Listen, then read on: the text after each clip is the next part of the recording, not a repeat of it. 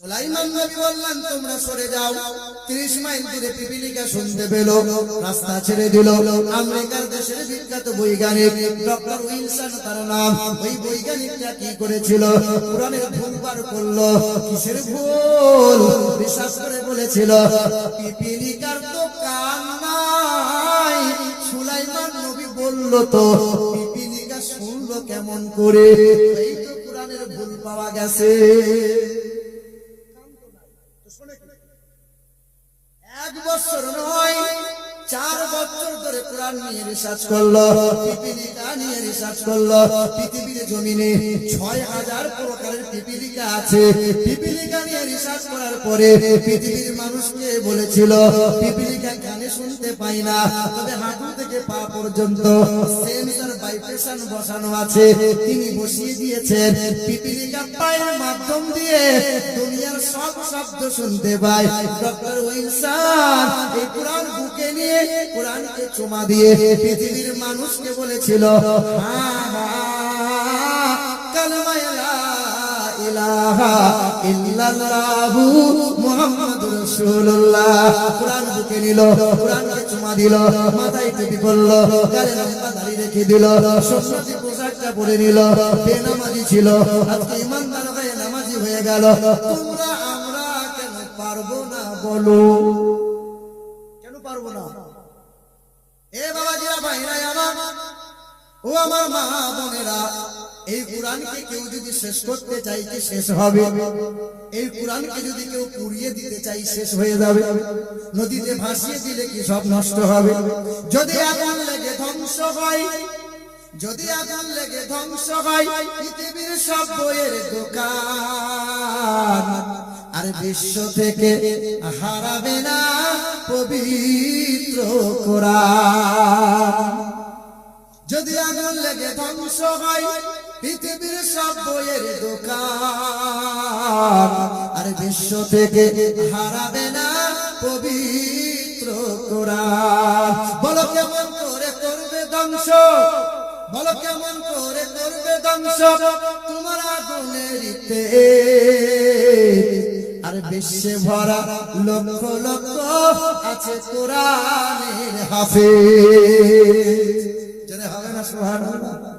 কোরআন কি কেউ শেষ করতে পারবে?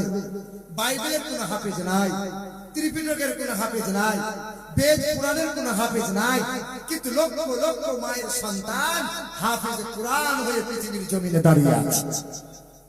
এ বাবাজি আমার, ও সোনামণি মায়েরা বোনেরা, ও সোনার চাঁদ বন্ধুরা, আমার শুধু মানুষেরা, এই কোরআন ছুঁইলে পরে স্বভাব পাওয়া যায়, এই কোরআন বুকে নিলে স্বভাব পাওয়া যায়, এই কোরআনে চুমা দিলে স্বভাব পাওয়া যায়।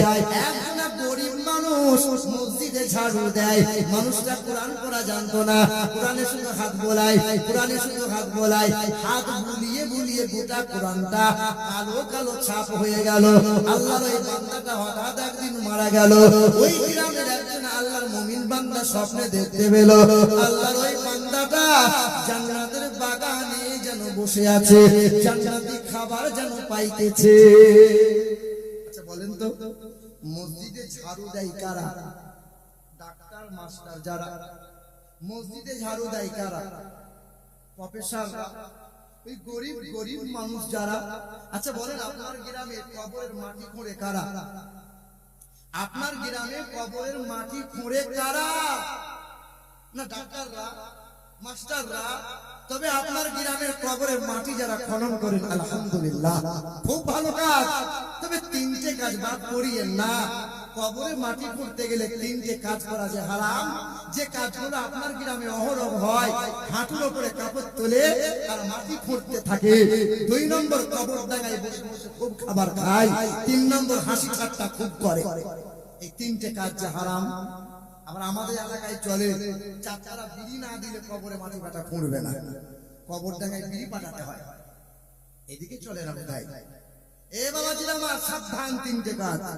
এই গরিব মানুষ কোরআন পড়া জানে না, মানুষটা কোরআনে শুধু হাত বোলায়। আল্লাহ বান্দা মারা গেছে, মুমিন বান্দা স্বপ্নে দেখছে যে জান্নাতি হাওয়া, জান্নাতি নেওয়ার, জান্নাতি খাওয়া পাচ্ছে। কোরআন বুকে নিয়েছিল।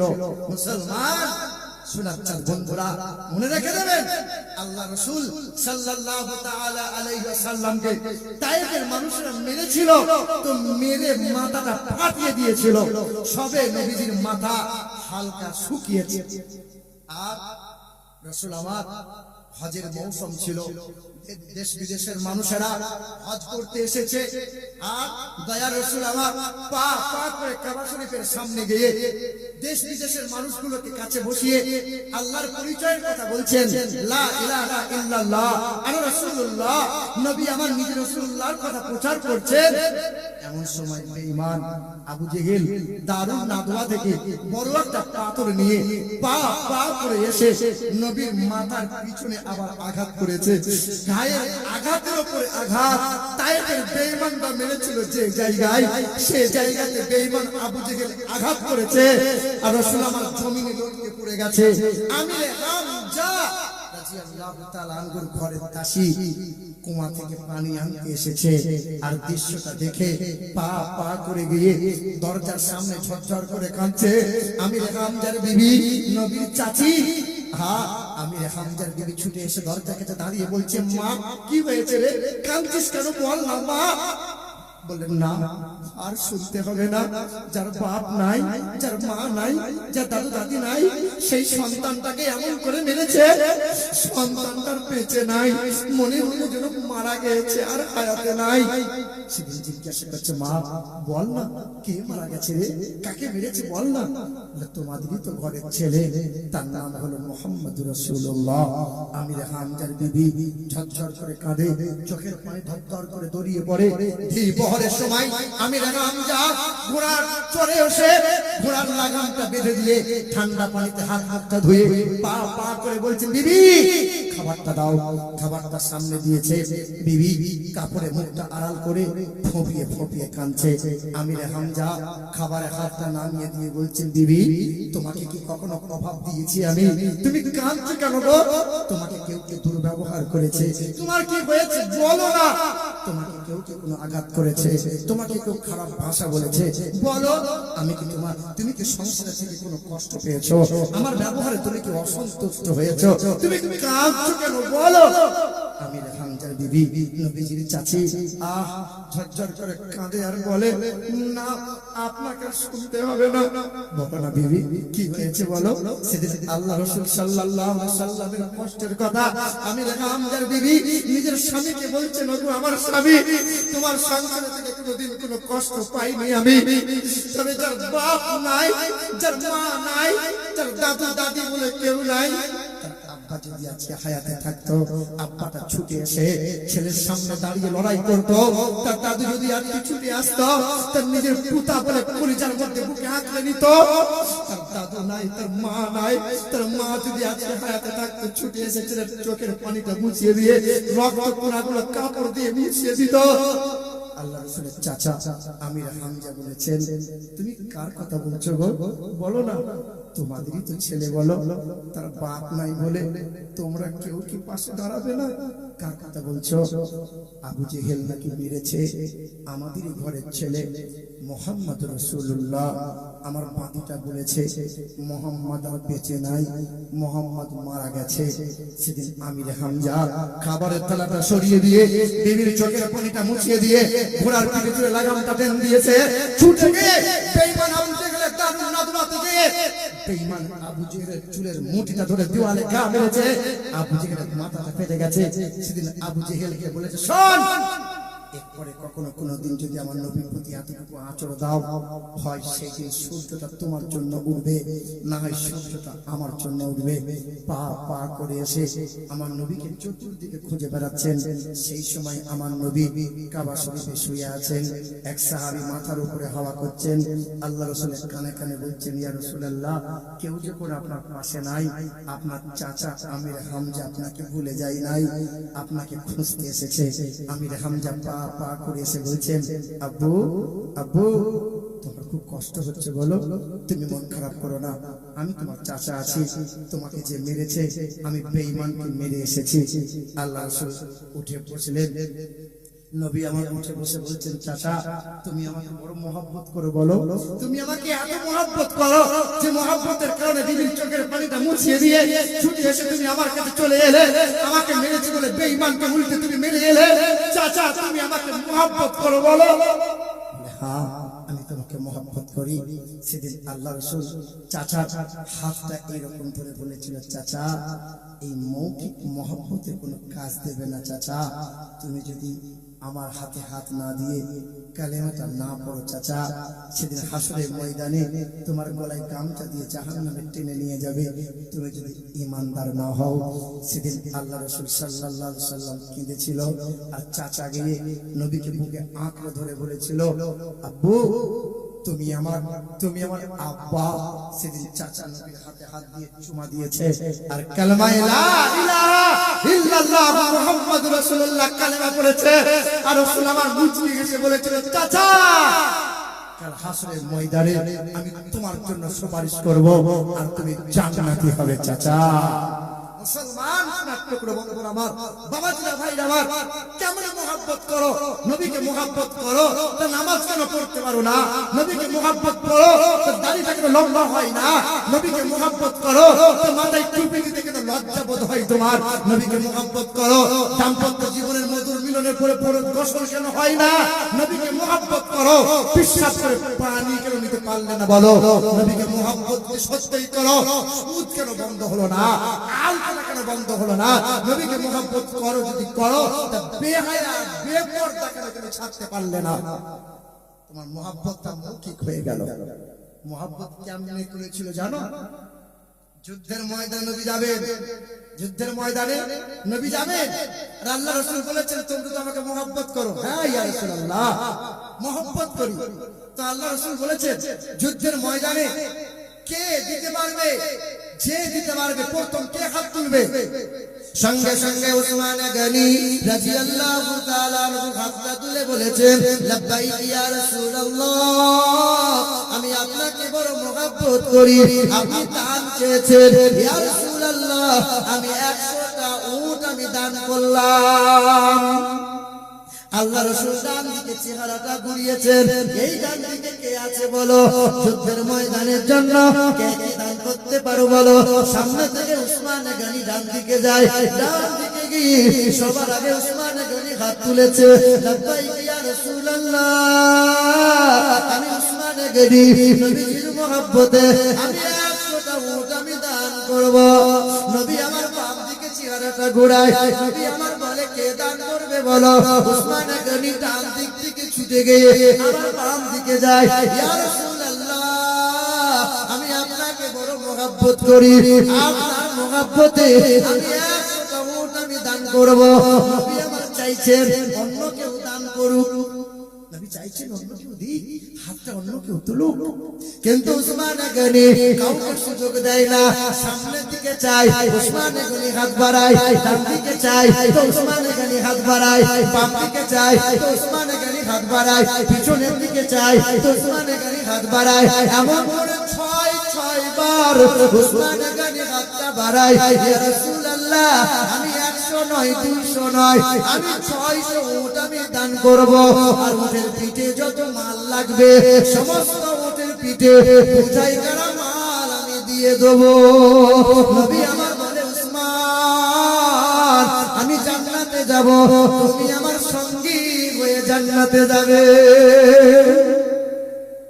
হে মুসলমান, নবীকে মহব্বত করি আমরা, একজন নবীর মহব্বতের আশিক বান্দা, নবীর প্রেমিক কি হাতটা তুলে বলতে পারে উসমান গনি 100 উট দেবে, উসমান গনি 200 উট দেবে, উসমান গনি 600 উট দেবে? না না, 100 200 নয়, একজন মুমিন বান্দা হাতটা তুলে বলতে পারবে খোদার ঘর মসজিদের জন্য আমি 5,000 টাকা দেবো। আল্লাহর বান্দা মসজিদে 5 বার আজান হয়, 5 বার নামাজ হয়, 5 ওয়াক্ত নামাজ, 5 বার আজান, আর পাক পাঞ্জাবের নামে আপনার নাম থাকবে 5,000 টাকা দেনেওয়ালা। আর একজন আল্লাহর বান্দা কাবা এক, কোরআন এক, শাহাদাত মাস্টারের কাছে 5,000 লোবো, মাস্টার শাহাদাত নবী আমার শাহাদত আঙ্গুল, এই দেখেন শাহাদত আঙ্গুলটা তুলেছিলেন, আকাশের চাঁদটা দু টুকরো হয়েছিল। আকাশের চাঁদ, মাস্টার জানে যে 1969 সালে জুলাই মাসের 20 তারিখে রাত্রি 11টার সময় নীল আর্মস্ট্রং চাঁদে পা দিয়েছিলেন। জি হ্যাঁ, চাঁদ থেকে ফিরে এসে বিশ্বের মানুষকে বলেছিলেন, তিনটে তথ্য দিয়েছিলেন। চাঁদে কোনো অক্সিজেন নাই, চাঁদে কোনো উর্বরতা নাই, আর চাঁদে দেখলাম কালো রেখা, কালো দাগ দেখা যায়। 6 মাস রিসার্চ করার পরে বলেছিলেন, ইকতারাবাতিস সাআতু ওয়া ইনশাক্কাল কমার। জানো চাঁদে কিসের দাগ হয়, কেমনে দাগ পাওয়া যায়? নবী শাহাদত আঙ্গুলে এসে আপনি লিখে দিলেন। নবী লিখলেন কেন? শুধু শাহাদত নামটা লেখেন, মাস্টার শাহাদত। নবীর 10 জন সাহাবী ছিলেন। আল্লাহ রাসূল বলেছিলেন, আবু বকর তুমি জান্নাতি, ওমর ফারুক তুমি জান্নাতি, উসমান গনি তুমি জান্নাতি, মাওলাই আলী তুমি জান্নাতি, তালহা তুমি জান্নাতি, আব্দুর রহমান বিন আউফ তুমি জান্নাতি। 10 জন সাহাবীকে নবী জান্নাতের সার্টিফিকেট দিয়েছেন। তাকে বলা হয় আশরায়ে মুবাশশারা। কি বলা হয়? আশরায়ে মুবাশশারা। তাই আমি শাহাদত ভাইয়ের কাছে বলবো যে জান্নাতি 10 সাহাবীর নামে টাকা তো হাতের ময়লা, আসতে যতক্ষণ যেতে ততক্ষণ। আল্লাহ তো শাহাদত ভাইকে আমার ভিখারি বানাতে পারতেন। কত শিক্ষিত ছেলে আজ চাকরি পায় না, আরে আল্লাহ দিয়েছে তাই চাকরি হয়েছে। শাহাদত ভাইয়ের কাছে 10,000 টাকার আরজি করব। নারে তাকবীর, নারে তাকবীর, নারে রিসালাত। শাহাদত ভাই 10,000 টাকার দাতা।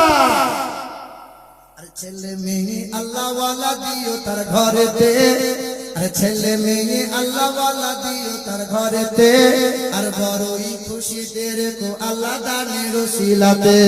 আরে চলে গেছে পিতা মাতা কবরেতে যারা, জান্নাতি বিছানা খোদা পাই যেন তারা। আরে মনের আশা পুরা করো গো বাড়ি তালা, আর পান করায় নবীর হাতে কাউসারের পিয়ালা। যারা বলেন আল্লাহুম্মা আমিন। এবার বলেন লা ইলাহা ইল্লাল্লাহ, লা ইলাহা ইল্লাল্লাহ। ইমানদার হবে। শুধু কেউ যদি বলে লা ইলাহা ইল্লাল্লাহ, আল্লাহকে মানি, আল্লাহ আসমানের মালিক জমিনের মালিক, আল্লাহর ইবাদত করি, রোজা রাখি, হজ যাকাত করি, আর নবীকে আমি মানব না, ওই ব্যক্তি ইমানদার হতে পারে। তাহলে মুহাম্মাদুর রাসূলুল্লাহকে মানা লাগবে। আল্লাহ বলেছেন খালাকনাকুম আজওয়াজা, আমি আল্লাহ জোড়া জোড়া বানাইছি, নর আর নারী, স্বামী আর স্ত্রী, সাদা আর কালো, মিথ্যা আর সত্য, উঁচু আর নিচু, জান্নাত আর জাহান্নাম, এই জোড়া জোড়া বানাইলাম। জোড়া হওয়ার মতো আর একজন মুমিন বান্দা কি পারবে না? না 10,000 নয়, পারবে পারবে। 10,000 টাকা যদি ভাই তো আলহামদুলিল্লাহ। শাহাদত ভাইয়ের পাশে দাঁড়ানোর মতো কোন চাষি ভাই আছেন, কোন ব্যবসায়ী ভাই আছেন, কোন মাস্টার চাকরিজীবী আছেন, কোন আমার বোন আছে, কোন বোন, কোন আমার মা আছে, কেউ পারবে? সন্তানের অসুখ বিসুখ ছাড়ে না, ছেলেটা চাকরি পাচ্ছে না, আপনি সাদকা করেন। আমি মহান মালিকের দরবারে চোখের পানি ফেলে দোয়া করব, আল্লাহ পাক এই দোয়া ফিরিয়ে দেবে না। কেমন ভালোবাসো মা জানো? নবী শুধু বলেছিলেন যুদ্ধের ময়দানে যার কাছে যেমন আছে দাও দাও। আল্লাহ রাসূল সাল্লাল্লাহু আলাইহি সাল্লামের সামনে একজন মহিলা দুধের বাচ্চাকে নিয়ে এসেছে। আল্লাহ রাসূলকে বলছেন, ইয়া রাসূলুল্লাহ, আমার কাছে দেওয়ার মতো কিছু নাই, আমার দুধের বাচ্চা মাসুম বাচ্চা আছে, এই মাসুম বাচ্চাকে আপনার রাহে আমি দান করে দিলাম, নেন না ইয়া রাসূলুল্লাহ। আল্লাহ রাসূল বলেন, এটা কি খেলনার জায়গা? যুদ্ধের ময়দান কি খেলনার জায়গা? বাচ্চাটাকে নিয়ে খেলা করব? যুদ্ধের ময়দান তো রক্তের জায়গা, এই যুদ্ধের ময়দান দুধের বাচ্চা নিয়ে কি করব বলো? এখানে তলোয়ারের জায়গা, এখানে ধানের প্রয়োজন। সেদিন মা তখন বলেছিল, এখনো পেটের যন্ত্রণা ভালো হয় নাই, দুধের কাঁচা বাচ্চাকে নবীর হাতে তুলে দিয়ে বলেছিল, ইয়া রাসূলুল্লাহ, ঢাল দিতে চেয়েছিলাম, ঢাল দেওয়ার মতো অর্থ সামর্থ্য আমার নাই, তাই ঢালের মতো করে ঢাল স্বরূপ আপনি ব্যবহার করবেন আমার ছেলেকে। সেদিন মাসুম বাচ্চাকে আল্লাহ রাসূল নিয়ে নিয়েছেন, আর মা চিৎকার করে বলেছেন, ইয়া রাসূলুল্লাহ, বেঈমানরা যখন আপনাকে তীর মারবে, বেঈমানরা যখন লক্ষ্য করে বর্ষা মারবে, আমার মাসুম বাচ্চাকে আপনি বুকের মাঝে বেঁধে নেবেন, আর বেঈমানরা তীর মারবে তো বাচ্চার শরীরে তীর গাঁথবে, আপনার চেহারায় ক্ষতি হতে দেবে না। সেদিন আল্লাহ রাসূল বলেছেন, মা তুই এত ভালোবাসিস আমাকে। সেদিন মা কেঁদে বলেছিল, ইয়া রাসূলুল্লাহ, সন্তান পেয়েছি তো আপনার কারণে পেয়েছি, আসমান পেয়েছি তো আপনার সাদকাতে পেয়েছি, জমিন পেয়েছি তো আপনার সাদকাতে পেয়েছি। ইয়া রাসূলুল্লাহ, আপনার পদতলে আমার বাচ্চাটাকে দান করে দিলাম, দান করে দিলাম, দান করে দিলাম। মা তোর কাছে তো বাচ্চা চাইনি রে মা, তুই তো পারিস, পারিস নে 5,000 টাকা, 10,000 টাকা, কি একটা নাকের ফুল কি কানের দুলটা খুলে দিয়ে। হ্যাঁ হ্যাঁ, আমি খুব গর্ব করি, আমার বাপরা 4-5 ভাই, বংশের মধ্যে একটাই মেয়ে। বিয়ে যখন হয়েছিল, বিয়ে যখন হলো, 8 ভরি সোনা নিয়ে এসে শ্বশুর বাড়ি গেল। এখন জিজ্ঞাসা করি, হ্যাঁ রে সোনা দানা আর কি হলো? বলার 8 ভরি নাই, আর 2 ভরি পড়ে আছে, কোথায় যাই? বিক্রি করে দিলে। বোনটা কাঁদে আর বলে, যখন মসজিদ মাদ্রাসার জন্য কেউ চাঁদা তোলে, স্বামীর কাছে অনুমতি নেই না, আমার বাপ দিয়েছিল, তাই বাপের কাছে বাপের কল্যাণের জন্য, আমার দাদু দাদির কল্যাণের জন্য কোনোদিন নাকের ফুলটা দান করে দিয়েছে, কোনোদিন সাদকা করে দিয়েছে। হ্যাঁ হ্যাঁ, আচ্ছা 8 ভরি নাই, 6 ভরি শেষ হয়ে গেছে। বোন আমার, একটা বোন পারবি না? একটা বোনের কাছে চাইছিলাম, আর একটা ভাইয়ের কাছে 10,000 টাকা চাইছিলাম, আর একটা নেককার ভাই আমার, তোর মায়ের জন্য দিবি, তোর বাপের জন্য দিবি। যে বাপ মায়ের জন্য চাকরি পেয়েছো তুমি, যে বাপ মায়ের জন্য বাড়ি গাড়ি করতে পেরেছো তুমি, আজকে সন্তান দেখো, সন্তানকে দেখো, বাড়ি কার? বলবে আমার। জমি কার? বলবে আমার। ছেলেটা কার? বলবে আমার। কিন্তু 4 ছেলে বলে না যে বাপ মা আমার, বলবে আমাদের। বাপ মা এখন পালি করে খায়, পালি পালি। বড় ভাইয়ের বাড়ি 5 দিন, মেজো ভাইয়ের বাড়ি 5 দিন, সেজো ভাইয়ের বাড়ি 4 দিন, ছোট ভাইয়ের বাড়ি 4 দিন। নেমো খারাপ সন্তান, তুমি নামাজের বলে জান্নাত চাইছো? যে বাপ মায়ের সেবা করতে পারে না, যে বাপ মায়ের সেবা খেদমত করে না, যে বাপ মায়ের কাছে দোয়া নিতে পারে না, আরে যত বড় হুজুরের কাছে বায়াত হও না কেন, কাজ হবে না, কাজ হবে না, কাজ হবে না। আগে বাপ মায়ের সেবা করো। মা বাবার দোয়াতে আলেম হয়, মা বাবার দোয়ার কারণে হকখানি আলেম হয়, হকখানি হাফেজ হয়, মা বাবার দোয়ার কারণে আল্লাহর ওলি হয়। আজকে বাপ মা ছেড়ে দিলে, আর একটা বোন একটা ভাইকে পারবো না, 10,000 টাকা চাইছিলাম, 10,000 টাকা দিনে বলা। শাহাদত ভাই পাশাপাশি কেউ নেই, আর একজন কোন বোন আমার, আর একটা কোন বাপ নাই, খোদার ঘর মসজিদের জন্য হবে না। আরে টাকা দিলে টাকা কোনোদিন ফুরিয়ে যাবে না। বাপ মা কবরে শুয়ে আছে, কে কে হাত তুলেছে ভাই? কে গো? নামটা বলেন আমাকে, কি নাম?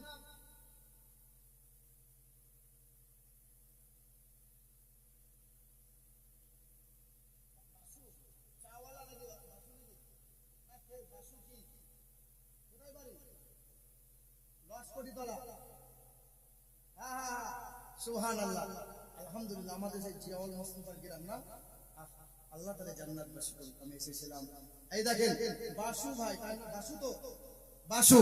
সুবহানাল্লাহ, নারে তাকবীর, নারে রিসালাত। আমার বাসু ভাই 10,000 টাকার দাতা, বলি মারহাবা। সুবহানাল্লাহ, সুবহানাল্লাহ। আরে মুসলমান, 3 অক্ষরে ভাই নামাজ, 3 অক্ষরে ভাই কালেমা, 3 অক্ষরে ভাই যাকাত, 3 অক্ষরে ভাই ঈমান। আর শোনো, আল্লাহ 3টে জায়গা রেখেছেন, একটার নাম আরশ কুরসি, একটার নাম হলো লাউহে মাহফুজ, একটার নাম হলো সিদরাতুল মুনতাহা। আর 3 নম্বরে তোমার নাম থাকবে, হবে ইনশাআল্লাহ। ঈমান, 3 অক্ষরে নামাজ, 3 অক্ষরে কালেমা, মাত্র 5,000 টাকা চাইছিলাম। বলো ইনশাআল্লাহ।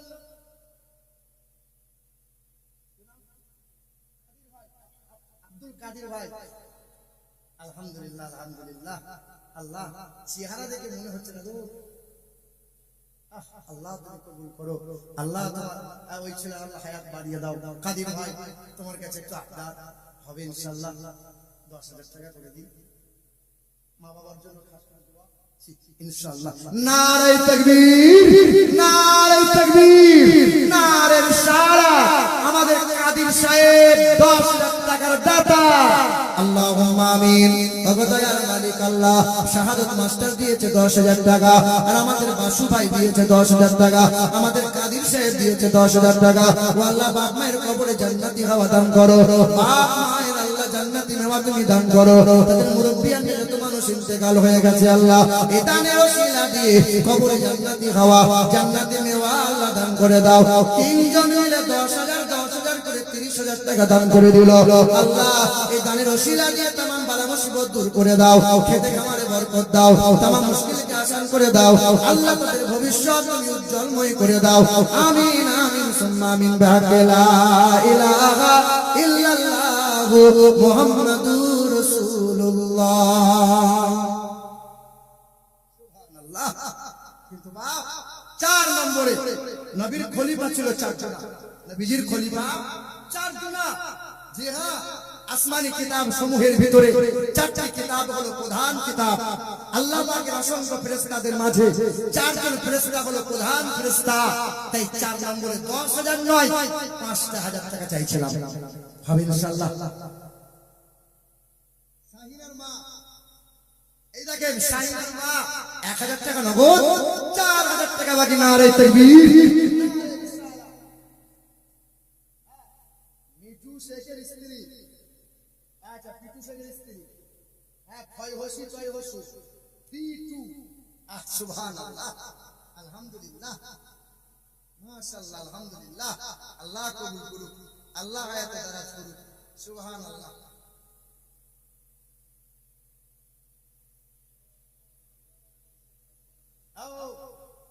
আলহামদুলিল্লাহ। তাহলে পিটু শেখের স্ত্রী 5,000 টাকা, 1,000 টাকা নগদ।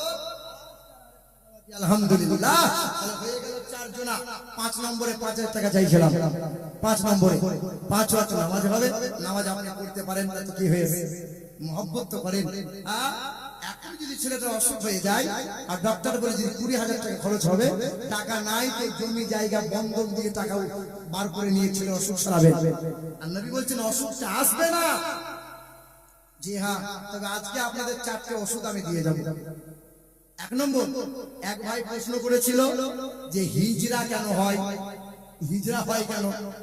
আর 2 নম্বর যাদের পায়ে হাতে জ্বালাপোড়া করে এদের জন্য মহা ঔষধ থাকবে। আর 3 নম্বর হলো যাদের ব্যবসা বিজনেস চাষে আবাদে রুজি রোজগারে বরকত হয় না, একটা ছোট ওষুধ দেবো, রাখবেন, ব্যবহার করবেন, আল্লাহ বরকতে মালামাল করে দেবে। আর 4 নম্বর হলো যারা সুগার রোগে ভুগছেন, আর মহা ঔষধ দেবো, ভালো হবেই হবে। আর 5 নম্বর হলো যাদের সন্তানাদি হয় না, আগের বছর বলেছিলাম কি মনে নাই, এবছর আর একবার দিয়ে যাবো ইনশাআল্লাহ। জি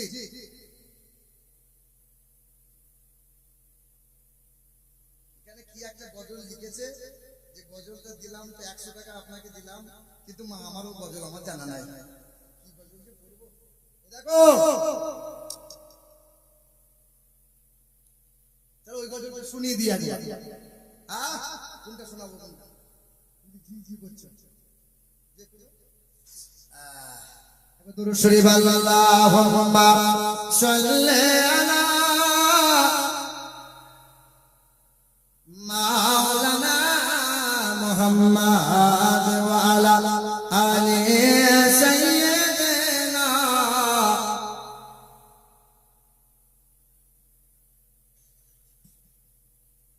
আদেশ করিল আল্লাহ পবিত্র কোরআনে, আর বিবাহ করিও যত আদম সন্তানে। আরে কোরআনে আদেশ আল্লাহ যদি না করিত,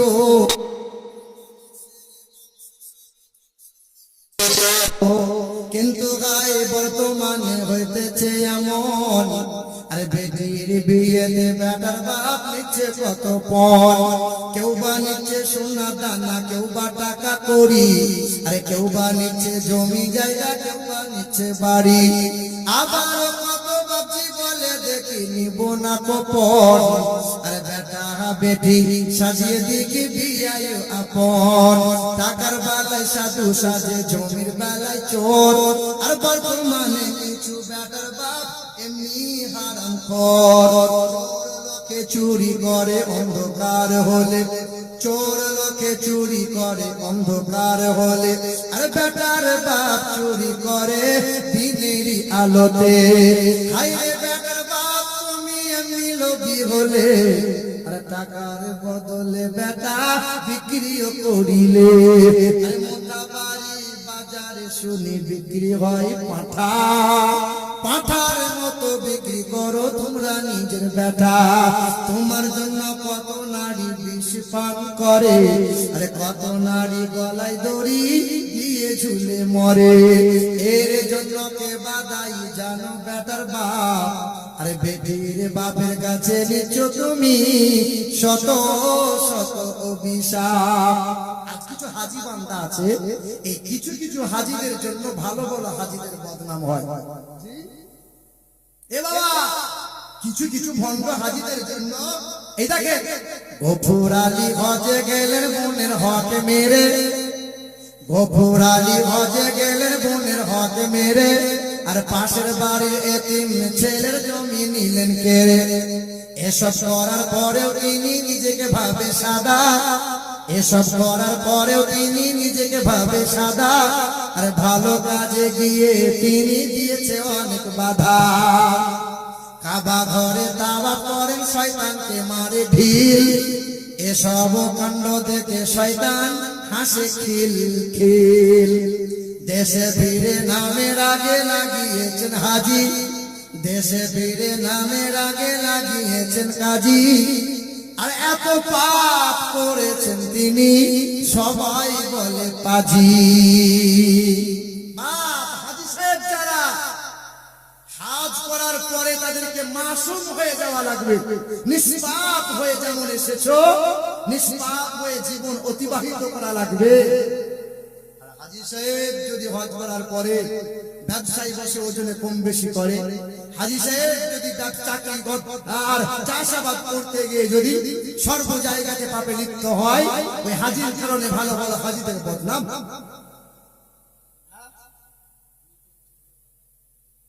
মিঠু মাস্টারের দাদা আলাউদ্দিন সাহেব 500 টাকা, আর ওনার স্ত্রী দেবেন 500 টাকা। আরুলের স্ত্রী দেবেন 500 টাকা।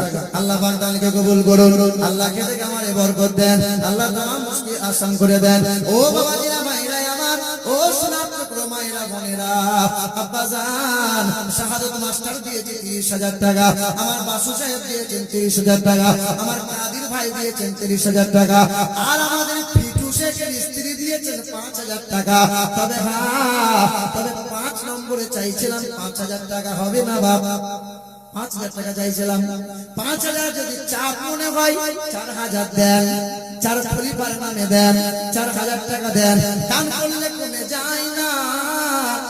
হ্যাঁ, রবি বিন সুলাইমান বলে একজন আল্লাহর আশিক বান্দা ছিলেন। ওই রবি বিন সুলাইমান তিনি হজ করতে যাবেন, গরিব মানুষ, হজ তার প্রতি ফরজ হয় নাই, মেহনত করে 2-4 টাকা করে জমিয়ে জমিয়ে টাকা জমায়, হজ করতে যাবে। ওই সময় বিমান ছিল না, পানি পথে হজ করতে যাবে।